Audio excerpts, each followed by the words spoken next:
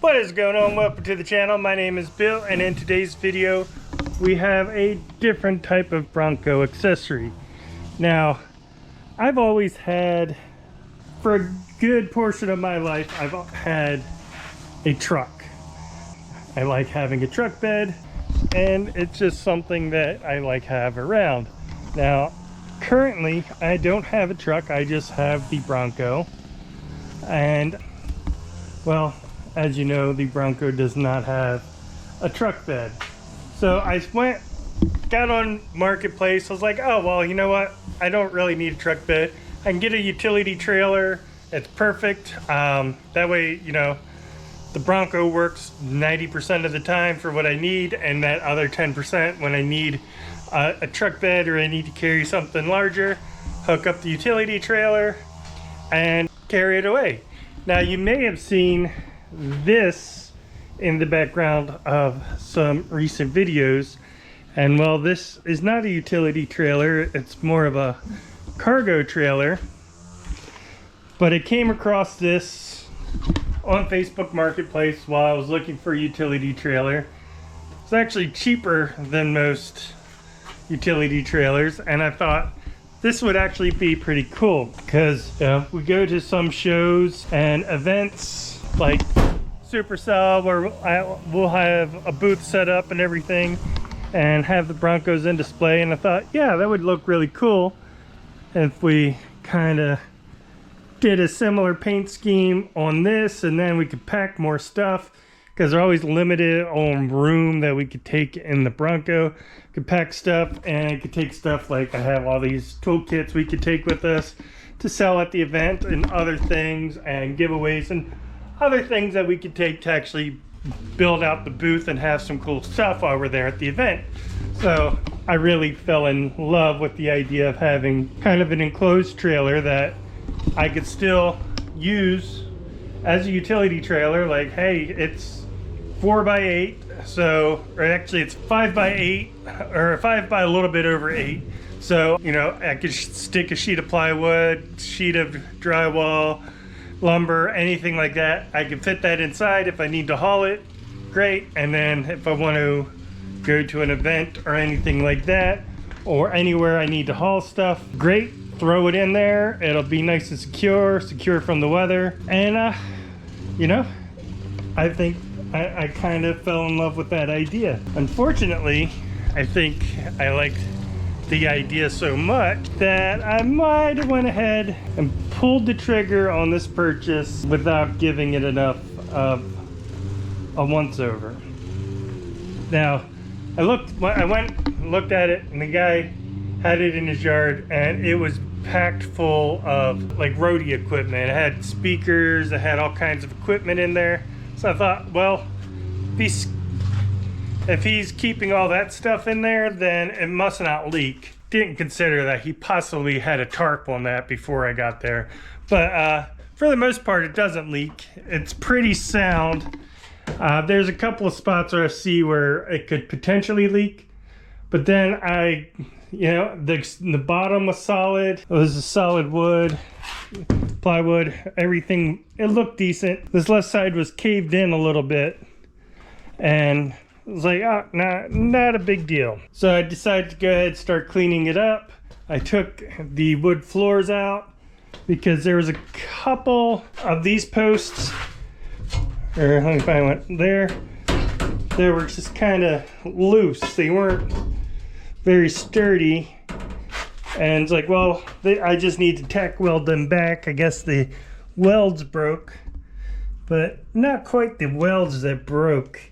There's a piece of angle iron on top of this frame that ran across that these tied into, and well, I said this side isn't so bad. It's you know, there's one area there where it's pretty bad, but I should be able to cut that out. I got some new angle iron to put in there and tack weld everything, and that should be good. Clean up all the metal, you know, treat it, not a problem. This side was a little bit worse.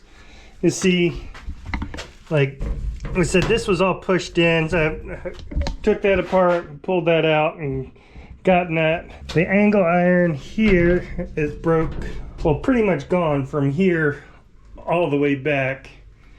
And even worse is the frame itself is completely broke right there.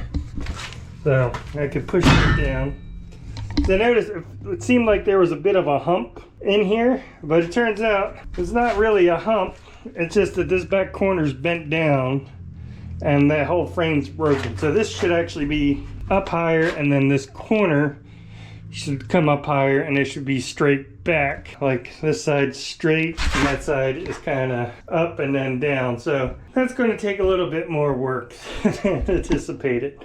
So I've been looking for a project that you know, I get to weld with, because I can weld a little bit, but I'm not great at it, and I wanted something to practice with, and well, now I have that project. Now, it is going into winter time, cooler, so less events to go to, which is great. So hopefully this will be like a winter project I can come out here and work on and have ready to go by springtime when it's time to go out to shows, and then we could take this out with us and we could set up our spot, camp out there, do whatever we want at the event, and be able to take whatever we want without being restricted to just what fits in the Bronco. This will kick off working on that. Like I said, I've done a little bit. Like I took this seam off, and yeah, that should go all the way down. It doesn't, but we'll make do, and we'll figure out if we can make this work or not. So hopefully this comes together and you get to see it at one of their next shows. Nobody thinks anything of it because it's just a regular looking trailer that came together. Hope you stick around for the journey as we build this thing out.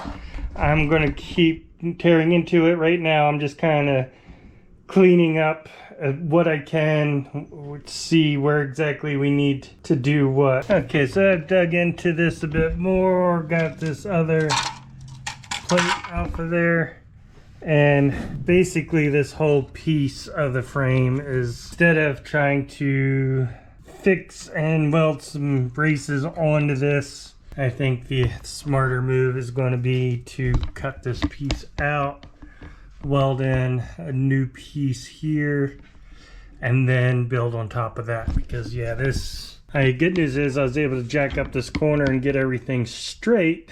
However, yeah, that's that just needs to be cut completely out. There's no salvaging this. But yeah, I should be able to just cut and see this rear bar's been twisted from that being bent down, and I mean it's cracked right there. We come up from about here, cut that off right there, and just weld in a new piece to that. Actually, looking at this side, may need to cut out a small area on that back side over there too as well. But structurally, that should be good. Cut that piece out, put a new piece in there, and then get the new angle iron in there. So I just need to, that's just got one weld there on that end. Pull that out for now. Yeah, I was trying to clean this up. Pretty pointless too. I'm just gonna cut that probably here and go back and replace that whole section. Well, I want to continue cleaning up and making a plan for what to do next with this thing. Alright, so back onto the trailer. It's been a fun, exciting few days. The Bronco was actually down. There's about 20 of us went out to Land Between the Lakes. About 18, I think it was 18 Broncos, a Jeep, and a 4Runner. Of those 20, 6 of the Broncos broke down because of alternators. There was some thick, silty mud, not thick, but just pretty dirty water with leaves and stuff, and it just destroyed a bunch of alternators. So that was fun. Got a new alternator, put that back in the Bronco. Bronco's back up and running. But now, what I realized during that time when it's gotten cold out, and I had to do that out on the patio instead of in the garage, because, well, I still have this trailer sitting in here. So I've gotten this backside cleaned up a bit. I got the bar cut out that I need to cut out. They're going to weld that in. I haven't welded in a while, so then using a practice piece, and as you can see, I still need to practice a bit more. not quite getting full penetration. This top side doesn't look too bad. We look on the inside, it's not perfect, but yeah, I am not a welder by trade, but giving it a shot and seeing what I could do. But like I said, yeah, I just cut a piece off of here. I'm welding it back on. So I'm gonna rotate that around, just keep practicing on this piece. And then once I feel a little more confident that those welds will penetrate and hold, work on welding that in there. That will definitely improve our frame. And then we have the angle iron that's also going to go on top, which will also help strengthen that, because I had a very thin, flimsy angle iron on there that completely rusted through. I don't know where it's at. I think it's in there somewhere, but it's a pretty thick and substantial angle iron that when that gets welded on top of this bar and going down, that's also going to help strengthen that a bit more, and hopefully won't rust out in the time that we have it. Now I've been contemplating whether I want to take this panel or these two panels off and replace them or what. I've kind of gone back and forth because like, oh well, it's fine, I can make it work. Ideally I would have a piece that hadn't already been eaten away at the bottom, but there's still enough there that we can make it work. The one thing, I probably would have already pulled it off and not even thought twice about it if it wasn't for these fasteners. If you look at the fastener, it looks like it's a hex nut, but I think that's just the paint, and I have not found the right. I've tried sanding the tops off just so I could see what's inside, and then if I do that, it no longer looks like it's like a star, it looks like it's a hex. But then I've tried metric, I've tried standard, I've tried everything I can think of. Nothing fits in these. Either it won't fit in, which is possible because there's just thick paint on there, or it's not thick enough and then just strips out some of the paint, but then still nothing else fits in there. So if I were to have to replace this, I'd probably have to sand all the heads of these off, which is probably the real reason why I haven't taken that off. If I could figure out how to get those off without having to do that, then I would probably just go ahead and replace this. I said this is all just to get this side done. The other side's, the bottom of the frame towards the rear is a little messed up. But other than that, passenger side is all pretty solid. It's just this side here that's all jacked up. So yeah, anyway, I'm gonna keep practicing with the welder until I get confident enough to throw that piece in there. All right, so these two sides look a bit better. Still a couple of, and yeah, I welded it on there. It was boogery, very boogery, not pretty. I'm not trying to say that's how I weld it. Obviously I didn't, but I was just grinding down past the boogers to see how well joint was made underneath the boogers that I had all over there. It was not pretty by any means, but it seems to be pretty good as far as how strong it is and how good of connection. Now I'm gonna play a bit more and then get that piece lined up, get everything cleaned up again, and see what happens. All right, so got everything lined up in place. I'm gonna do a couple of tack welds on here, see how everything looks, and if it's okay, then can finish welding this up.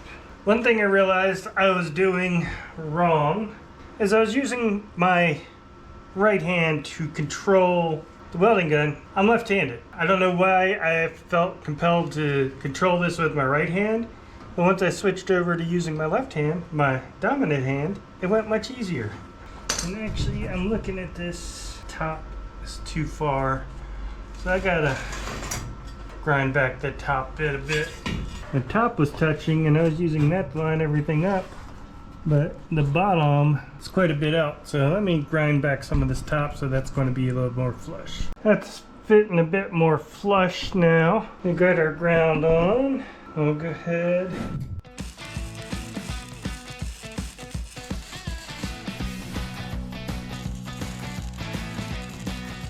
I gotta turn it down a little bit. This is not quite as thick as this side, so it's burning through a little bit. It's holding it, but yeah, I'm gonna have to turn my temperature down a bit because I'm burning through on this side some. I mean, it's in position now at least. So yeah, well, let me get that dialed in and then we'll get this all welded up. Alright, we got our frame tacked on there. I just stick the angle iron on top. I still gotta finish welding that all together. But we can see these rails are not going to come down far enough. That it was worn out pretty far by the time I cleaned the corrosion up off of there. Yeah, that one will work. That one. Yeah, I am going to have to, especially these last three, going to have to change these rails out as well. Which means I do have to take this skin off. This quick, easy project is turning into a much larger project every single day that I work on this. But I did finally figure out what these screws are. It's like a Torx, but it's 8 points, not 6 points like a Torx screw is like 6 points. These are actually 8 points. And of course I can't find any of those locally, so I had to order some bits to try to get those out. I did get a couple out by using an easy out, but I really don't feel like drilling every single one of these using a removal tool to get them all out. So I did order some of the correct bits to try to get these out, so hopefully those work. Yeah, I definitely need to take this back panel off because I need to get those bolts out, and well, here and along the top. So yeah, I'm at a standstill till I get that pulled apart, and then once I get that off, it'll be easier to go ahead and weld all around the bottom piece there. So I think that's going to go ahead and wrap it up for this video. It's probably all over the place. I've been working on this here and there, and I haven't done many Bronco videos. I've uploaded a few older Bronco videos that I've had that I just, for whatever reason, they never got uploaded. And so getting some of those uploaded, I was going to install these wheel well liners. These were the same ones we installed on Matt's Bronco. Unfortunately, they don't quite fit down around here with the advanced fiberglass door because of the way that wraps around, because that just fits flush with that.